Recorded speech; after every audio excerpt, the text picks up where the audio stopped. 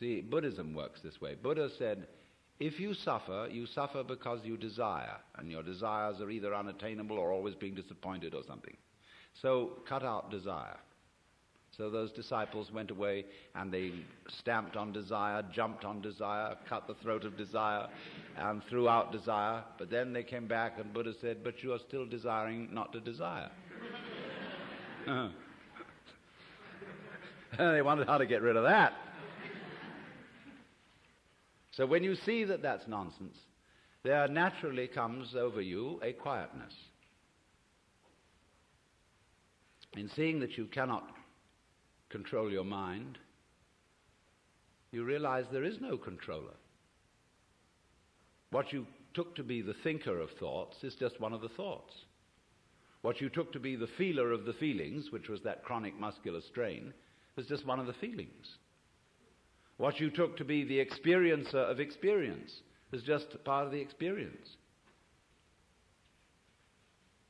So there isn't any thinker of thoughts, feeler of feelings. We get into that bind because we have a grammatical rule that verbs have to have subjects. And the funny thing about that is that verbs are processes and subjects are nouns, which are supposed to be things. How does a noun start a verb? How does a thing put a process into action? Obviously it can't. But we always insist that there is this subject called the knower. And without a knower, there can't be knowing. Well, that's just a grammatical rule. It isn't a rule of nature.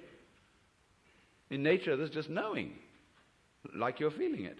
And I have to say you are feeling it, as if you were somehow different from the feeling. When I say I am feeling, what I mean is there is feeling here. When I say you are feeling, I mean there is feeling there. I have to say even there is feeling. What a cumbersome language we have.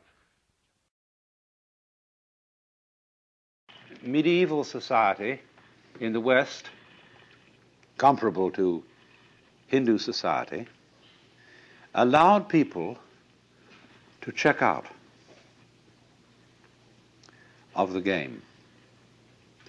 It revered and encouraged hermits, monks, nuns, of various types of discipline. There's this difference, you see, for the West and India. You couldn't join the Brahmana caste, the priest caste, from some other caste. But in the European caste system, by becoming a priest or a cleric of any kind, you see, a cleric means simply a literate person. You could familiarize with any other caste once you're in that one. And so it was a wonderful way of rising in society. You could, from being a serf, go to being a priest, to being an archbishop, and consort with the nobility. It was the only way open to cross castes, you see. And because they were the literate people, it was through literacy and through universities founded by clerics that our caste system began to break. And we got the idea of choosing your own vocation and not simply following what your parents did. Now I want to make an observation here about checking out of the game. This is not encouraged in contemporary society. Because the Catholic Church and the Episcopalian Church are very powerful minorities, they can still support monasteries and even hermits. But you can't be one on your own without great difficulty. Firstly, because you're a poor consumer. See, around here we have a number of hermits. There's a guy out there building that boat, and he's essentially a non-joiner, a poor consumer, and the community, they live a lot along here, and they're not working class people.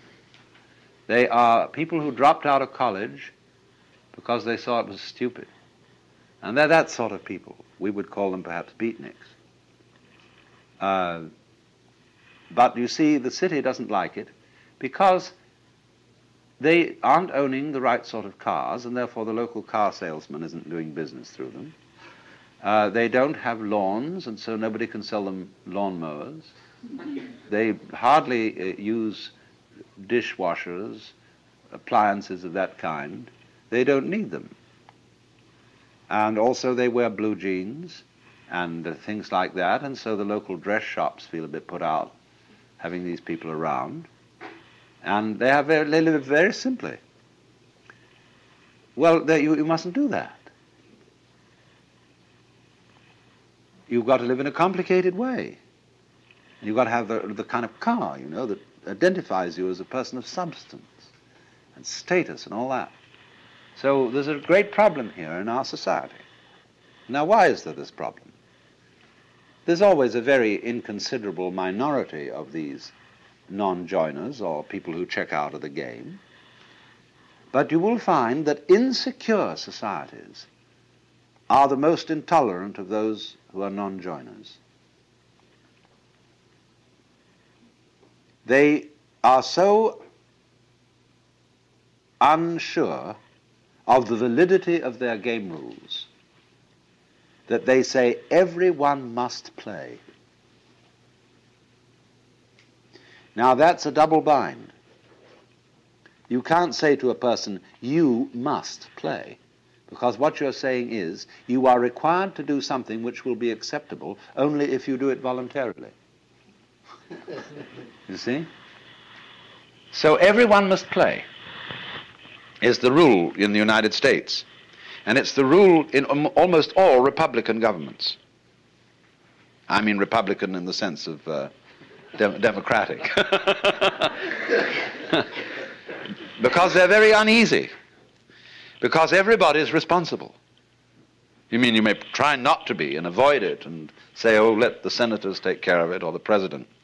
But theoretically, everyone's responsible. Now that's terrifying. See, it's all right when you know what's right.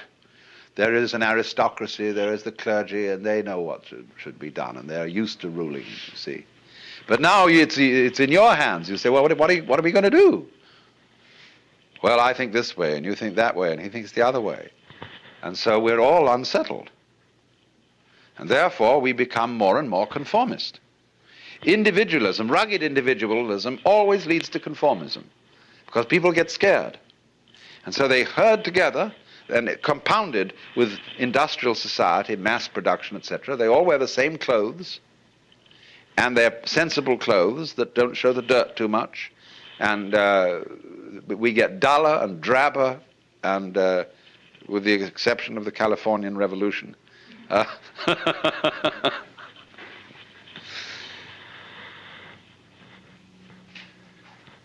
So the reason for this is, in a way, that democracy as we have tried it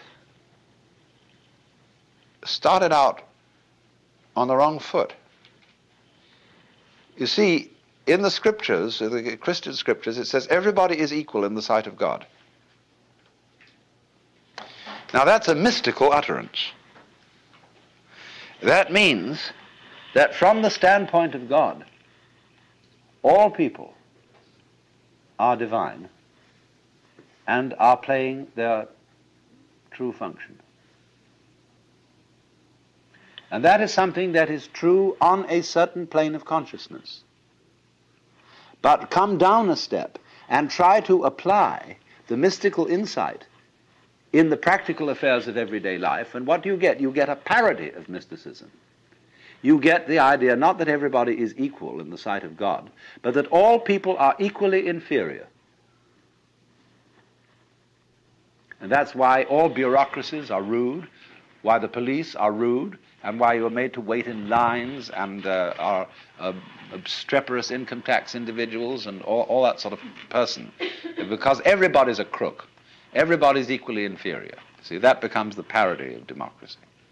And that kind of society, watch out for it. It turns in a quick click into fascism because of its terror of the outsider. Now, a free and easy society loves outsiders. In fact, it's a little bad for the outsider's integrity because he becomes a holy man, see? And people make salams and give him food and all that. They really take care of the outsider because they know that man is doing for us what we haven't got the guts to do. That outsider who lives up there in the mountain is at the highest peak of human evolution. His consciousness is one with the divine. And great, just there is someone like that around. It makes you feel a little better. He has realized, he knows what it's all about. And so we need a number of those people. Even though they don't join our game, they tell us, you see, what you're doing is only a game. It's okay, I'm not going to condemn you, but it is only a game, and we up on that mountaintop are watching you. We love you, we have compassion for you, and but excuse please, we aren't going to join. So that gives the community great strength, because it tells the government in no uncertain terms that there's something more than government. That's why wise kings kept not only priests, but court fools. The court fool is much more effective than the priest, to remind the king that after all he's human. And you know how in Richard II, where the fool is called the antic, the king says, within the hollow crown that rounds the mortal temples of a king keeps death his watch. And there the antic sits, scoffing at his state and grinning at his pomp, allowing him a little time to monarchize, be feared, and kill with looks. And then at last comes death, and with a pin bores through his castle wall, and farewell, king. See, always this reminder of the priest or of the antic to the royalty, to the government. You are going to die. You are mortal. Don't give yourself airs and graces as if you were a god. As king, you are only a representative of God. And there is a force, there are domains way, way beyond yours and way, way higher. But it's very difficult for a republican government to realize that, because it's insecure. And therefore, in our present world, you cannot abandon nationality without the greatest difficulty. People who try to abandon nationality get constantly deported from one place to another. You must belong to this thing, as Thoreau put it. However far into the forests you may go, men will pursue you and compel you to belong to their desperate company of oddfellows.